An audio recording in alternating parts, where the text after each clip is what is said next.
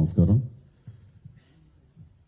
చాలా సంవత్సరాలు బట్టి ఈ పైరసీ అనే మహమ్మారిని ఆ బారిన పడ్డా మేము ఎలా తప్పించుకోవాలి, ఎలా బయటపడాలి అని చాలా వర్రీ అవుతుండేవాళ్ళం.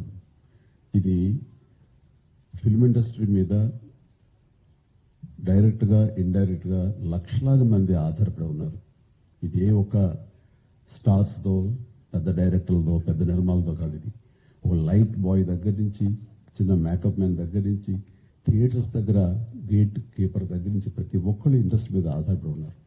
ఇంతమంది కష్టాన్ని ఒకడు అప్పనంగా వచ్చి దోచుకుంటుంటే, దౌర్జన్యంగా వాడు ఎదురు సవాళ్ళు విసురుతుంటే ఇది తట్టుకోలేని పరిస్థితి.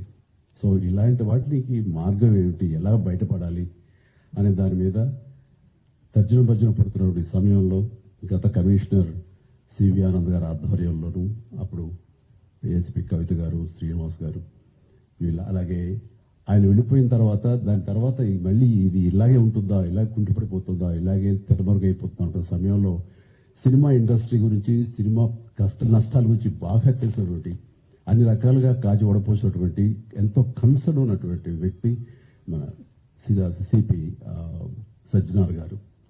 ఆయన చూపించిన చొరవకి, ఆయన రెసిస్టెంట్ ట్రయల్స్కి మిగతా ఆఫీసర్స్ అందరూ సహకరించిన దానికి ఈ రోజున ఎవడైతే ఛాలెంజ్, ఏ పైరేట్ అయితే కనుక ఛాలెంజ్ విసిరేయడం దమ్ముంటే చూసుకోండి అతన్ని ఈ రోజున పట్టుకోవడానికి వారు సహకరించారు.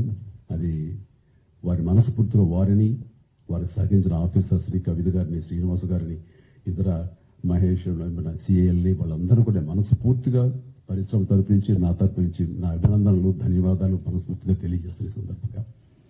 అండ్ ఆ తర్వాత ఇది ఇలాగే ఆగిపోకుండా కొనసాగే విధంగా పరిశ్రమ ఒక్కటిగా ఉంటూ, ఆ రోజు సినిమా తీసావు, రిలీజ్ అయిపోయింది, దానికి మన బాధ లేదు అనుకోకుండా ప్రతి ఒక్కళ్ళు కూడా ఇది మన పరిశ్రమ, ఇక్కడ ఎంతో లబ్ధి పొందాము, దీనివల్ల మనం అభివృద్ధిలోకి వచ్చాము, దీన్ని కాపాడవలసిన బాధ్యత మన అందరికీ ఉందని ఒక సంఘటితంగా ఒక్కటై పోలీసు వారిని ఆశ్రయించి వాళ్ళ సహకారం తీసుకుంటూ, వాళ్ళకి మనం కాంప్లిమెంట్ చేస్తూ ఇలా ఒకరొకరు సమన్వయపరుచుకుంటే కనుక ఖచ్చితంగా ఇది ఏదో రోజుకి ఇది రూపు మాపడానికి మన ప్రయత్నం మనం చేయొచ్చు. అండ్ ఇది ఈ రోజున గ్రేట్ అచీవ్మెంట్, ఈ ఐబొమ్మ నిర్వాహకుని పట్టుకోవటం. అలాగే last time Madras Tamil blasters అని అతన్ని పట్టుకోవటం. అలాగే లాస్ట్ టైం మనకి సివి ఆనంద్ గారు చెప్పిన దాని ప్రకారం ఒక 22 ఏళ్ల కుర్రవాడు, ఇంటర్మీడియట్ చదివిన కుర్రవాడు, బీహార్ నుంచి వాడు దాదాపుగా ఎన్నో వందల సినిమాలు వాడు పైరసీ చేసి ఎంతో పెద్ద నష్టం కలిగజేశాడు.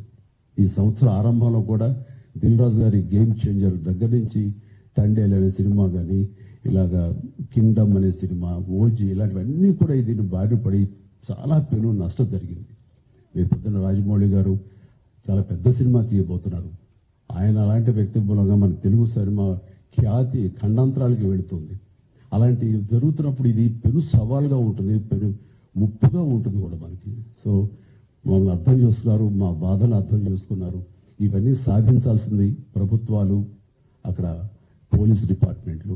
సో వాళ్ళు చేసి చాకచక్యంగా చేసి ఎంతో సమర్థవంతంగా సహకరించి ఇది రాబట్టినందుకు మనస్ఫూర్తిగా మరొకసారి ధన్యవాదాలు తెలియజేసుకున్నాను. జై హింద్.